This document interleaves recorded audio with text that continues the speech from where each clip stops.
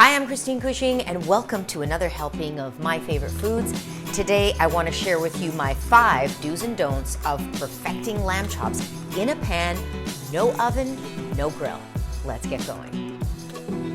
I had to make for you lamb chops at some point. Being Greek, I mean, it's our national sport, eating lamb chops. So my first do and don't is definitely a don't, and I want to show you this beautiful rib chop. So this is basically when you get rack of lamb, this is where it comes from. Now, what you don't want to do is French the rack or French the chops. What does Frenching mean? Frenching is, so this is the actual eye of the meat that you're having. All of this beautiful meat that you see here, it is covered in some fat, but look at all of that. That would all be scraped off when it's Frenched.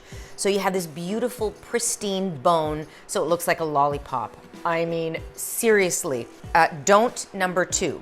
You see I have a cast iron pan going here. I have not put any oil in it. So that's the don't number 2. Lamb is very different to, let's say, beef, which is another red meat. And it tends to carry its fat on its outer layer, on the outer layer. So if you can have a look close at these chops, you're gonna see that there's not much marbling in it. So it's easy to dry them out, but they do have this beautiful fat on the outside. So I'm gonna use that fat to actually cook the chops as opposed to adding more oil, because really I'm just gonna waste the oil if I add it, okay? Today I'm sticking to the 2 meatiest, sort of the best chops in my opinion. So the rack, which is the rib chop, and the loin, which is a little bit further down, and that's the T-bone. It's just really like a T-bone steak, okay? They're super meaty. Now, while my pan gets hot, I'm gonna season them with salt and pepper. Because I've been touching them a lot, I'm gonna take out some salt, put it into another vessel. You wanna be really careful of that and not keep putting my hands back into this because I'm gonna be touching the meat. So salt and pepper, and on both sides, do use dried herbs before you're gonna cook. So the only time that I use dried herbs is I have 2 exceptions. This is a combination called herbe de Provence, which is like 6 or 7 herbs that are dried, or the Greek oregano. I can go either way. I'm gonna go with the herbe de Provence, but either way, those you wanna put on before you cook them. Here also you would put on things like spice blends, so cumin, coriander, all that sort of thing, or any of the woody herbs that you're going to use like rosemary or thyme. Those need to be cooked, so I would put them on now. So I'm just going to repeat this on the back end of these, patting it down because remember I don't have any oil here, so I want to make sure those herbs stay in. Now, because we talked about that whole lamb has fat on the outside, what I'm going to do, because I don't have any oil in the pan, is I'm going to sit them on that fat cap sideways, and they're going to start rendering some of that fat.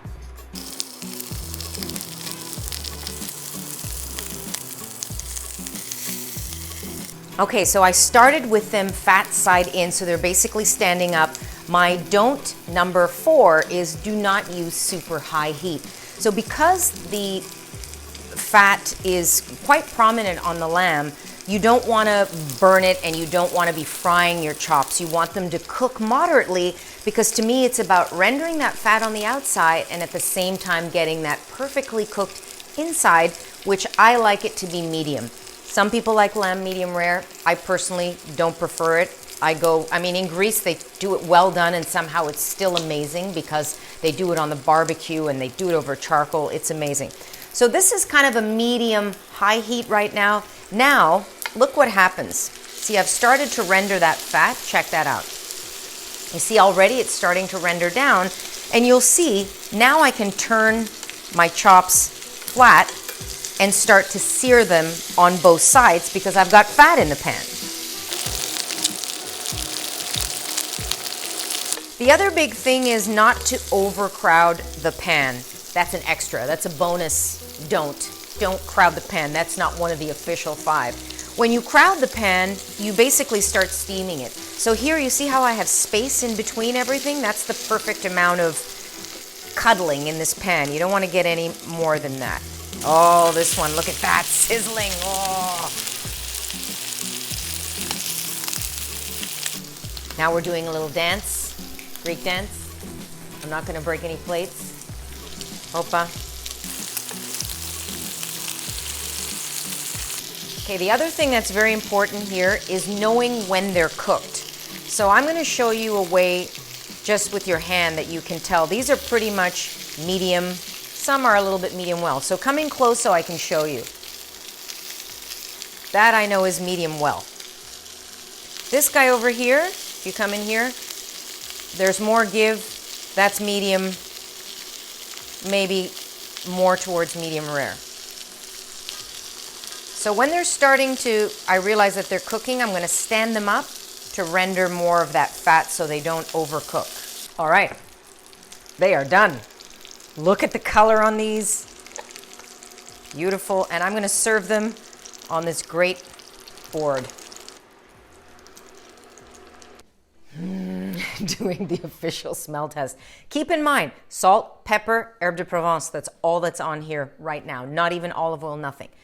Do's and don'ts, number 5 officially. So do not pair your lamb with rich flavors. What I like to do and what I think is great is you want to contrast that flavor. So things like fresh herbs. I'm going to put some beautiful chopped fresh mint. Dill is also fantastic. Citrus. Other fruit that are delicate. Mustard also is great. What you don't want to do is serve a rich buttery sauce on lamb. I've never been able to understand that. It's rich. It's a richer flavor than beef. So why am I going to put a whole bunch of butter or make a butter reduction sauce on my lamb? It makes absolutely no sense. Here's the last couple of things I wanted to share with you about do's flavor-wise. So there's 2 options here. I've got some vincotto. That's what this is. This is essentially grape must that's cooked down.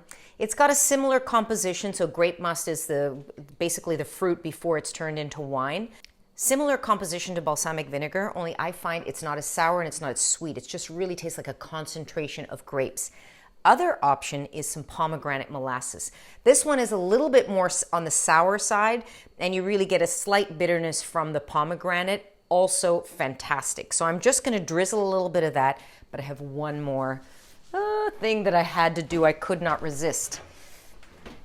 Just some roasted grapes. Look at these. All I did was roasted them for a couple of seconds. Look at that gorgeous flavor. So this is what I'm talking about, the do's.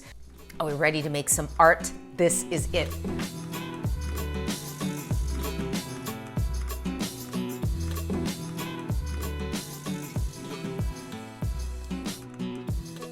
If I was in Greece, or if any Greek saw me right now, is watching me right now, I'm about to get slapped. In Greece, these are the 2 things you can put on lamb chops: oregano and lemon. That's it. Salt, pepper, those are your gimmies. But other than that, I'm done. But look how beautiful this is. I can already smell those great aromas, a little bit more of the fresh mint. So this is the do. You want to do these fresh herbs at the end where they're going to really pick up from the warm juices. They're going to carry that and you're not killing it. So come on, how good does that look?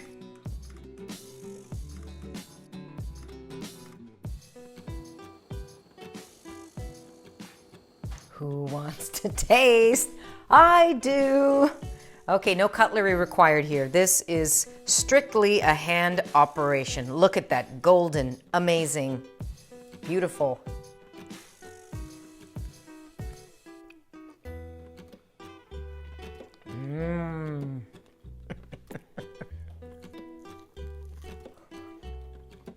Phenomenal.